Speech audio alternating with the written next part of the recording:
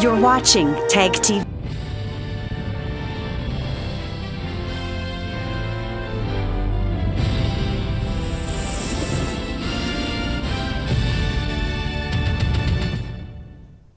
Good evening. Welcome to South Asia Newsline. I'm Surbhi Sharma. Here are the top stories we are tracking for you on Thursday, the 6th of September. US-India holds strategic dialogue in New Delhi to deepen ties.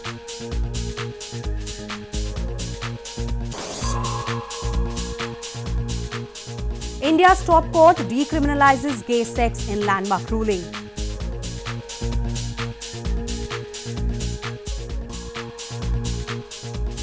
And at least 20 dead as twin blast hit Afghan capital Kabul.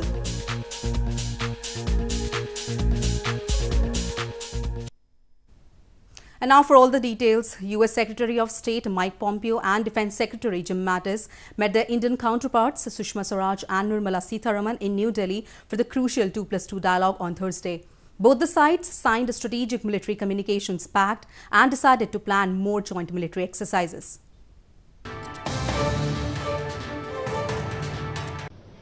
US Secretary of State Mike Pompeo and US Defense Secretary Jim Mattis took part in the 2+2 dialogue with their Indian counterparts Sushma Swaraj and Defense Minister Nirmala Sitharaman on Thursday in New Delhi. Pompeo, in his opening remarks during the meeting, to deepen strategic ties, said that the two countries should work together to ensure freedom of the seas, skies, promote market-based economies and prevent external economic coercion. India and the US later signed an accord to secure military communications that both sides hailed as a breakthrough, possibly opening the way for sales of sensitive US military equipment to India. Today we took, as you know, a significant step towards that goal by signing the Communications Compatibility and Security Agreement. The landmark agreement deepens our military-to-military cooperation and our ability to share the most advanced defense technology, making us both stronger. Later in the day, Pompeo and Mattis also called on Indian Prime Minister Narendra Modi in New Delhi to boost bilateral ties. Swaraj and Sitharaman were also present during the meeting. The world's two largest democracies have drawn closer in recent years, seeking ways to counterbalance China's spreading influence across Asia, notably in Pakistan, Southeast Asia and the Indian Ocean. In a historic judgment, India's top court unanimously voted to scrap a colonial-era ban on homosexual sex on Thursday. Homosexuality earlier carried a 10-year jail sentence, and while it had been decriminalized in the past, it was reinstated as a criminal act in 2013.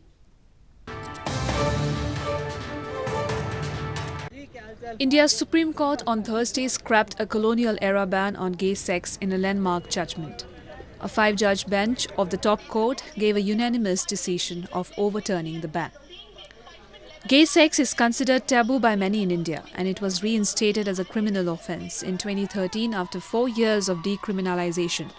Earlier, it was punishable by up to 10 years in jail.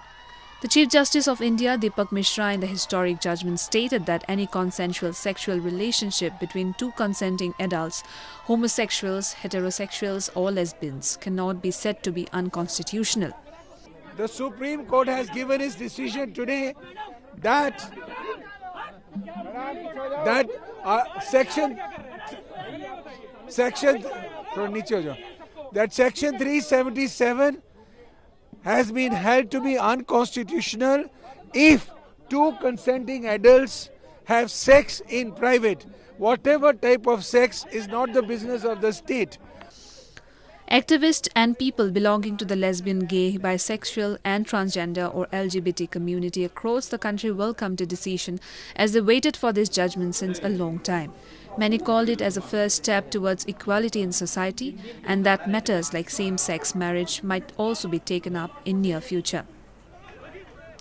The law known as Section 377 had prohibited carnal intercourse against the order of nature with any man, woman or animal, which was widely interpreted to refer to homosexual sex.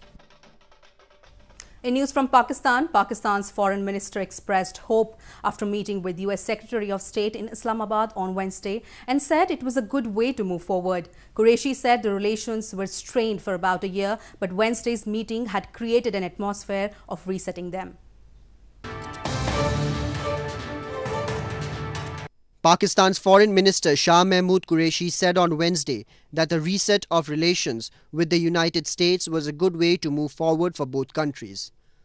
Holding a news briefing at the Foreign Ministry in Islamabad, where he received US Secretary of State Michael Pompeo, Qureshi said the relations were strained and stalled for about a year, but Wednesday's meeting had created an atmosphere of resetting the relations.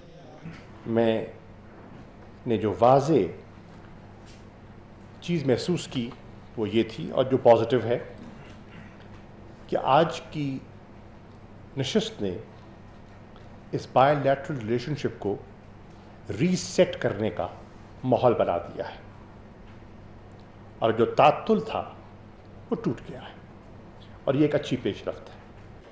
Pompeo's visit, along with the US Chairman of Joint Chiefs of Staff, was the first high-level US mission to the newly formed government in Pakistan. After meeting Qureshi, Pompeo also met with the newly elected Pakistani Prime Minister Imran Khan. It aimed to smooth over tensions after President Donald Trump took a tough new line towards Pakistan over long-standing accusations that it is not doing enough to root out Afghan Taliban fighters on its territory.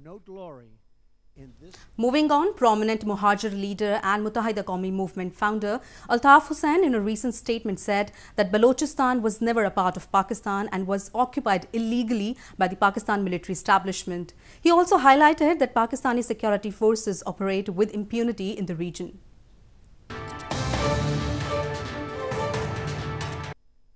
Muttahida Qawmi Movement or MQM founder Altaf Hussain in a recent statement said that Balochistan was never a part of Pakistan and was illegally occupied by the Pakistani military establishment. While delivering special video message, the exiled Muhajir leader highlighted the Baloch people are at war with the military establishment, demanding freedom from the clutches of slavery imposed on them. He said the military establishment has used all demonic actions against them so as to suppress their voice of freedom. Actually, Balochistan is occupied territory by the armed forces of Pakistan. It is occupied territory by Pakistani military establishment. Baloch political activists claim Balochistan was never a part of Pakistan. The province was captured by the military of Pakistan at a gunpoint in March 1948 and was compelled to accept to merge with Pakistan. They accuse Pakistan's military and intelligence agencies of perpetrating atrocities on innocent Baloch people to silence the voices for freedom in Balochistan. In news from Afghanistan, twin blasts in Afghanistan's capital Kabul killed at least 20 people on Wednesday. 1 out of 2 explosions occurred in a Shiite neighborhood of the city, and the second targeted emergency service and journalists. No militant group has claimed responsibility for the attack so far.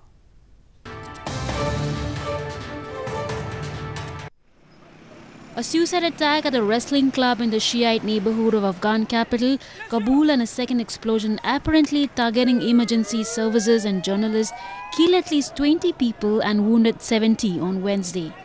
There was no immediate claim of responsibility for the attack in Dasht-e-Barchi, home to many members of the mainly Shiite Muslim Hazara ethnic minority, which has been targeted in the past by Sunni militants of Islamic State.